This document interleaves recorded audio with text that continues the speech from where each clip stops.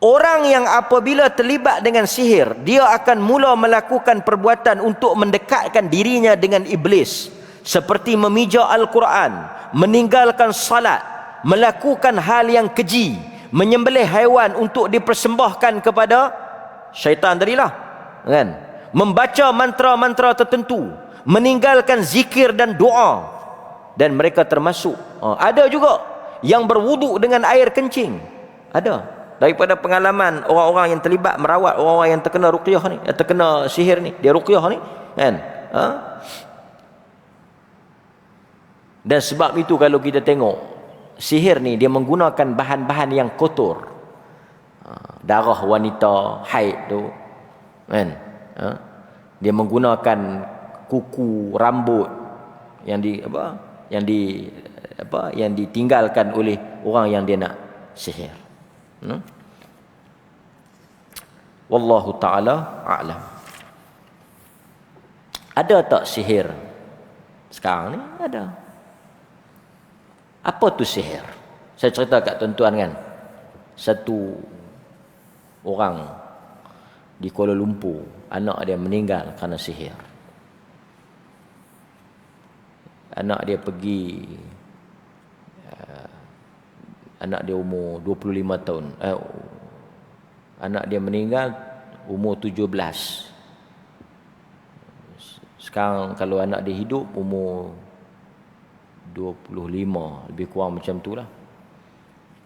Dia kata anak dia kena sihir ni, dia balik di satu tempat, kemudian terus banyaklah tanda-tanda yang dia kena sihir tu.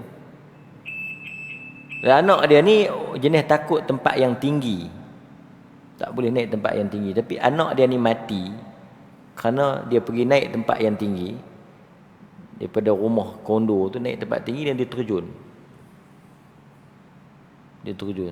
Tapi sebelum 9 bulan kot daripada dia terkena sihir tu, panggil orang berubat dan sebagainya, macam-macam lah yang berlaku, dan kesudahan kepada sihir tu jatuh mati.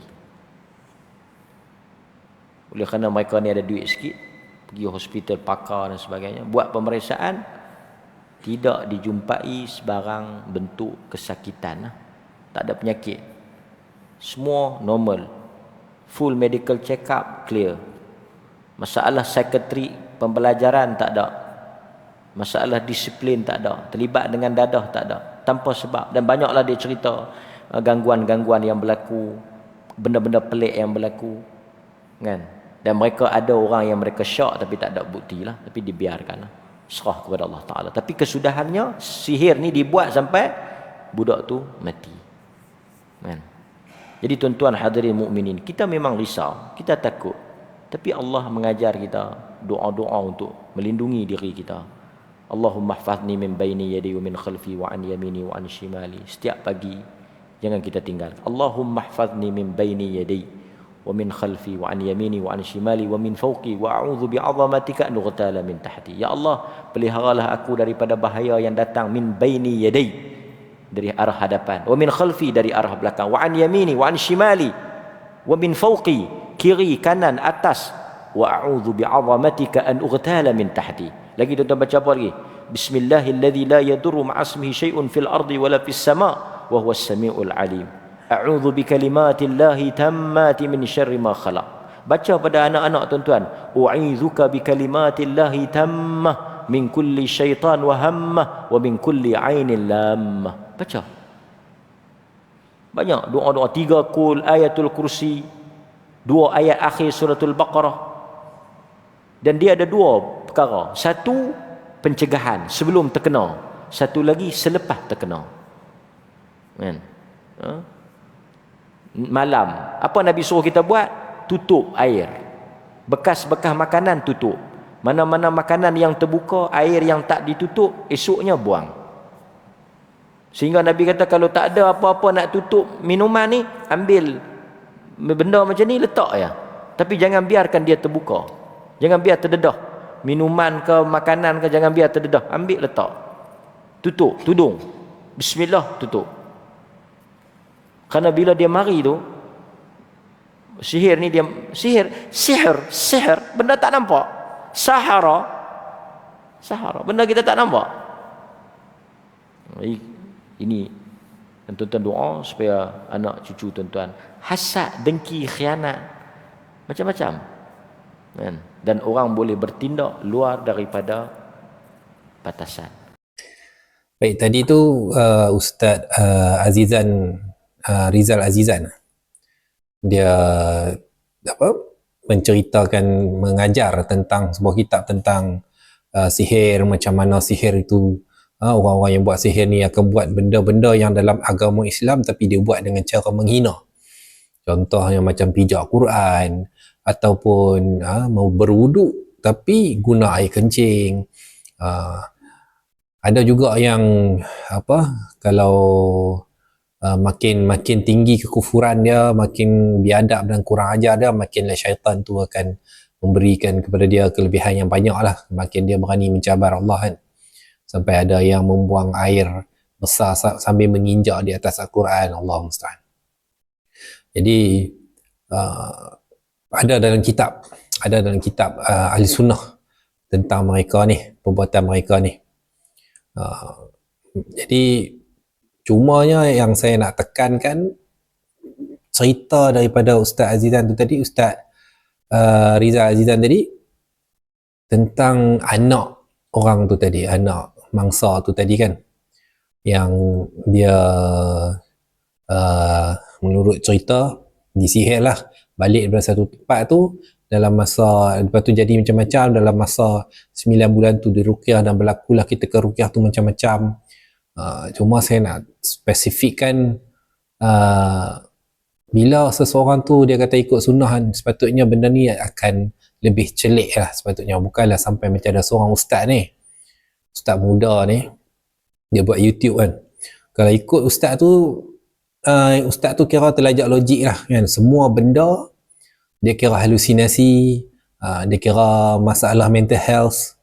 Kita cerita dekat dia, belum bawa kepada psikiatris, pakar psikiatris belum diagnos lagi, dia dah boleh bagi pengesahan dah, ini halusinasi, ini masalah mental health, ini skizo, semua dia tahu.